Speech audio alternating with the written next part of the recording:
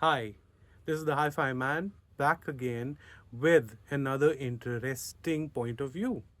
Okay, now many of the people who come to me seem to ask us this question over and over again in various different ways that do cables really matter, whether it's speaker cables or interconnect cables or USB cables.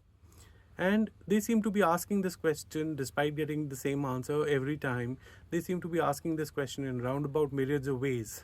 Uh, and I thought, why would somebody do that?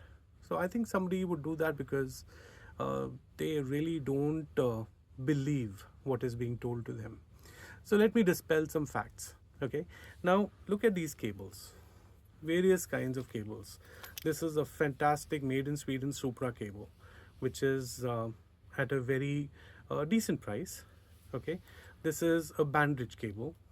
Look at the difference between the conductors.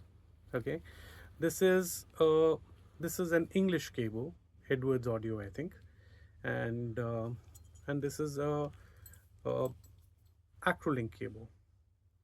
Look at the size difference amongst all of them. Okay, now not only is there a difference in size, but it's all there's a difference in the kind of copper that is being used. All of them are OFC, and all of these are expensive. Like the cheapest one amongst this bunch is this one.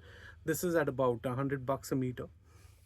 Okay, which is about 10 times more than the lamp cord that you would buy from your local electrician to fit in. Traditionally, people are used to buying 10 rupees a meter, 5 rupees a meter for their home theater setups. Now we don't advise those because those are not even OFC. They say that they're OFC, oxygen free copper, but they're not. And in just about 2 to 3 months, we've seen that that copper gets tarnished inside internally once it's put into the walls, and there is a difference in quality.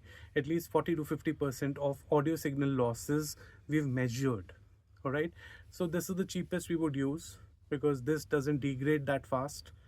But for more higher end setups, more higher end installations, we would choose any of these.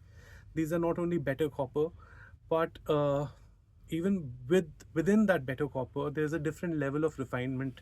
The acrolink being the most refined, uh, and the prices depend on the refinement and the geometry of these cables. Right now, let me give you an example of what you will hear. With a better cable, the sound signal, the dynamic range increases, the noise reduces, and the black, the quiet passages in the music are absolutely dark. There is no noise and fuzz, and to a trained ear, it will become very evident. And in a very good setup, we usually recommend that keep 10% of your overall budget for good cables.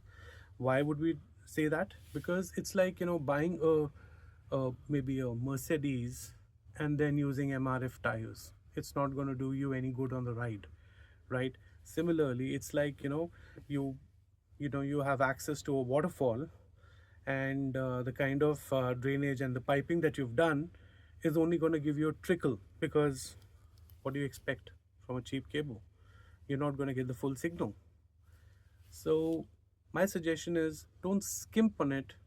Sit with sit with me, or sit with anyone who's consulting you, and if he's got any sense, he's going to, or she's going to, divide your budget in a way that will give you maximum returns. You don't want one little thing, being the weakest link in your chain. And basically, if the caliber of this cable, you're going to be listening to the caliber of this cable, not to the caliber of your entire setup, thanks to being penny wise pound foolish.